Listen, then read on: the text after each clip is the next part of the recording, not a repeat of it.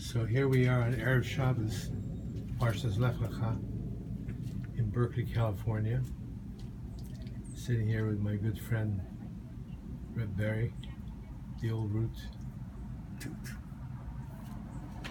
Yitbada l'chaim aruchim, should have long life, good health. Amen. Lots of brachas, shefa brachot, Amen. coming down from above for all the Amen. good that you do in this world. Thank you, my brother. Thank you so much. So I want to ask you about the first time you met Shlomo. I know I've heard the story, but I want to hear it again. I gotta make a soup. And you were not connected. I gotta make a soup.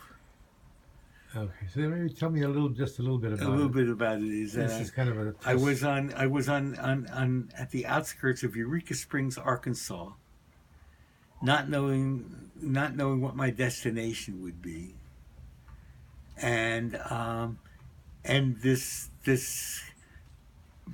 VW bus load of House of Love and Prayer Hasidim come in, 6 people. And they were there because their car broke down and they had to come there and get a part. It was the nearest town. It was a very small town. And it just happened to meet them there. I just happened to be there because somebody said, go to Eureka Springs. And it may be the stuff they put in the water that makes everybody crazy, but it's a very interesting place. And so here I am in the parking lot, and these guys get out of the car, these guys and women get out of the car, and David Hertzberg is among them, and I say to Reb David, Alav Shalom. Alav Shalom, what a neshama. And I say to him, here I am in, no, I didn't say that. I said to him, I didn't want to be proselytized, but I wanted to know what his gig was because it was the first religious Jewish hippie I had ever met. And so I said to him, hey brother, how come you wear that funny hat on your head? He looked at me and he said, "Tss, to remind me all the time that there's someone above my head." And while the message was the kind you heard all the time, the delivery made me know that he really believed it. And then he said, when you come to San Francisco, come to the House of Love and Prayer. Shlomo might be there.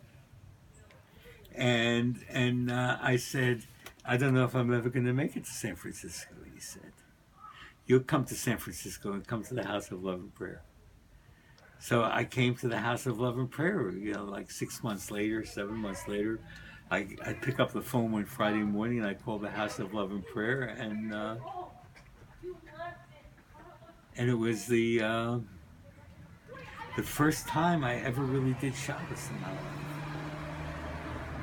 And Shlomo and Ne'ilah were there. They were just married,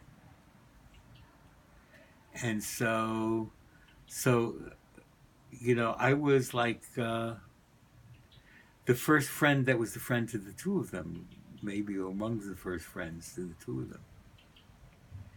And Shlomo was actually late, if you can believe such a thing. And he walked in and he just hugged everybody. But it's not like he was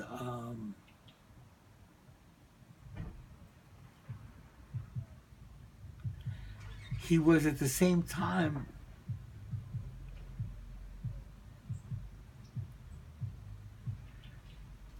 very much inside. He was very much inside. One might even say that he was just, you could almost see the string going out of his head to the Shemayim.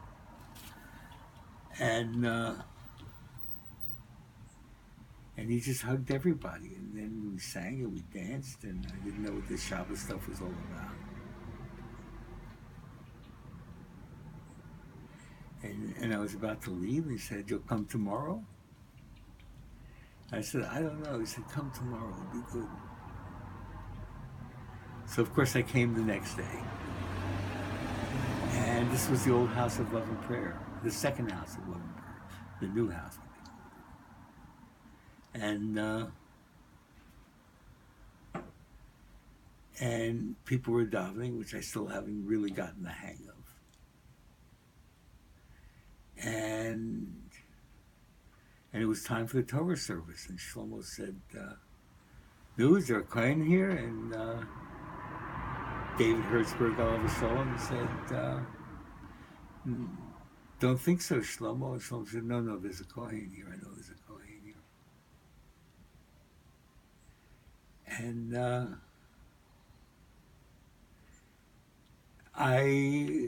and this went on, fully a few times.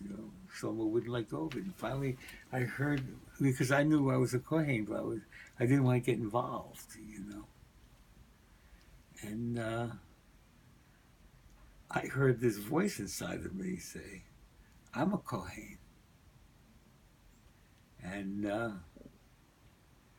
And then I went up to the Torah, and I started to bless the Torah, and I heard myself singing the way I'd never heard myself sing before. And so that was the beginning of my friendship. But the thing I want to say that's very important, it's so important, is that when I say that Shlomo was the peacemaker, the great peacemaker, now each of us needs to start to make peace in the fashion of Reb Shlomo. We need to become Shlomoistas. Not right wing, not left wing, but the heart that mediates the right wing and the left wing, so that they can fly in harmony for the good of the people. And we need to go out and really understand what the message needs to be about making peace, and it's all in Shlomo's Torah. It's all in everything he said before. And how we need to train ourselves by learning how to open our hearts, by learning how to come from our hearts, by being kind, by going out in the street and shaking hands with people who aren't like us even. And we train ourselves, and we become strategic, as we're now saying, "Okay, everybody, it's time to stop. It's time to stop the violence." And there are people on all the different sides who want to stop the violence. It's time for us to come together and for the Shlomoistas to lead that. We're either the spiritual heirs of the Rebbe, or we're not.